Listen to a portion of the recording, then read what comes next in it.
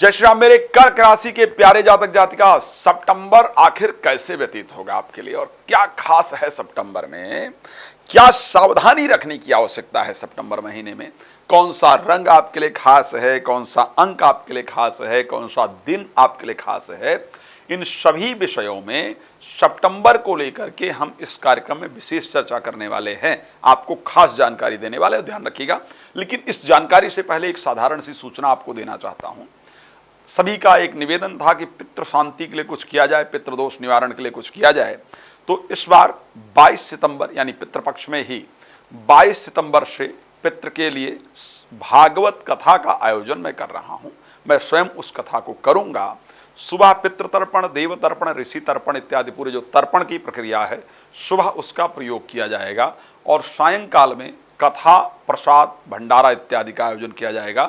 22 से लेकर के 30 तारीख तक यानी 8 दिन ये प्रक्रिया प्रॉपर चलने वाली है। तो यदि आप भी चाहते हैं या चाहती हैं अपने पितरों की शांति, पितृपक्ष में अपने पितरों को मुक्ति, तो आप संपर्क कर सकते हैं। अब आइए, कर्क राशि निश्चित रूप से चंद्रकृत राशि है और जल तत्व राशि है। कर्क राशि के जातक जातिका बहुत इमोशनल होते हैं, इसमें कोई दो राय नहीं है। अधिकतम धोखा इत्यादि भी मैंने देखा है कर्क राशि के लोगों को ही प्राप्त होता है, इसमें कोई दो राय नहीं है।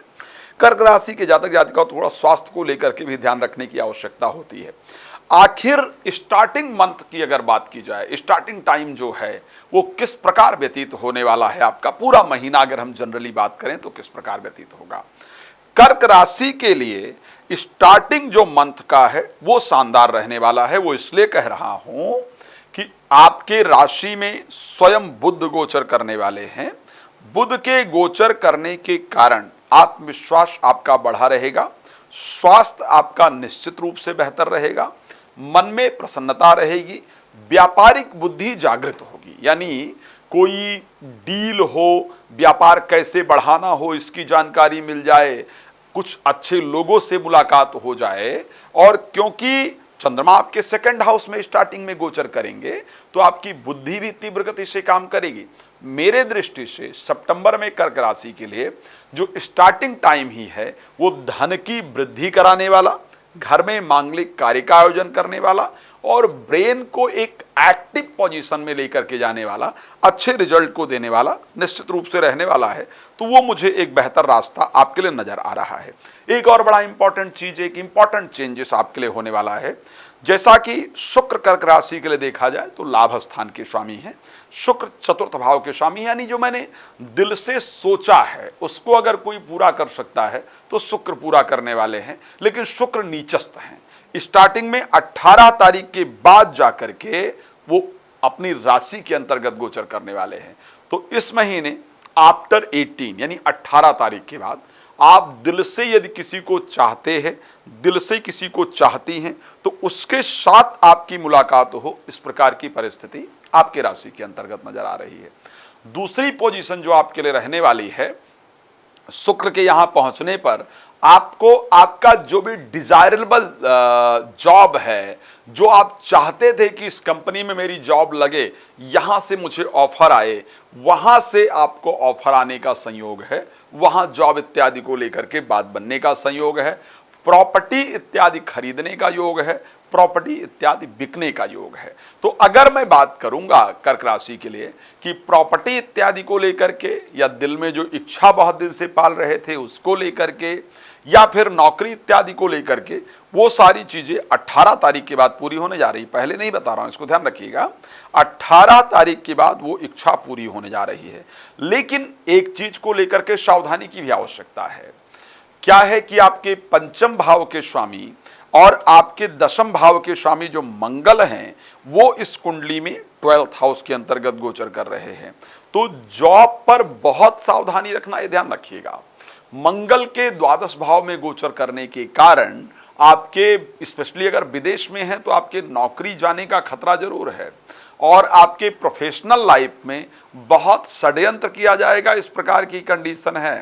पंचमस्थ के 12th हाउस में होने के कारण प्रेम संबंध इत्यादि को लेकर के बहुत सावधानी की आवश्यकता है। प्रेम संबंध इत्यादि में दिक्कत हो, इस प्रकार की परिस्थिति है। तो हमने बात किया हेल्थ को लेकर के, हेल्थ बेहतर दिख रहा है। प्रॉपर्टी इत्यादि को लेकर के अच्छा दिख रहा है। प्रेम संबंध को लेकर के सावधानी की आवश्यकता है। नौकरी को लेकर के सावधानी की आवश्यकता है। अब बात कर लेते हैं मैरिड लाइफ को लेकर के किस प्रकार की परिस्थिति रहेगी। सो मैरिड लाइफ को लेकर के जो कंडीशन है कि 7th हाउस के स्वामी 8th हाउस में गोचर करेंगे बट वक्री हैं, वो कंटिन्यू रहने वाला है जैसा कि पहले चलता हुआ आ रहा है। कुछ दिन उसमें सुधार करने के लिए आपको जरूर मिलेंगे और उसमें आप important decision related to marriage, खराब भी और अच्छा भी दोनों हो सकता है, उसको आप लेने वाले हैं। जब शनि का गोचर मकर राशि के अंतर्गत होगा, यानी ये दिन जो होगा आपका 13 सितंबर सायंकाल से 14 सितंबर और 15 सितंबर, यानी 13 सायंकाल 14 और 15, ये जो 2.5 दिन का करीब समय रहेगा, यहां पर आप रिलेटेड टू मैरिज कुछ इंपॉर्टेंट डिसीजन लेने वाले हैं। इस महीने आपके लिए लकी कलर जो रहने वाला है वो आसमानी रहने वाला है। इस महीने लकी अंक आपके लिए 7 और 9 रहने वाला है। लकी डेज इस महीने आपके लिए बुधवार रहने वाले हैं, यानी बुधवार को इंपॉर्टेंट काम करेंगे तो जरूर अच्छा रिजल्ट आएगा। यदि आप कोई श्रीमद् भागवत कथा या शिव पुराण कथा, राम कथा मेरे द्वारा कराना चाहते हैं और चाहते हैं कि उससे ज्योतिषीय लाभ भी समाज को हो, समाज एकत्रित हो, तो आप मेरे साथ संपर्क कर सकते हैं।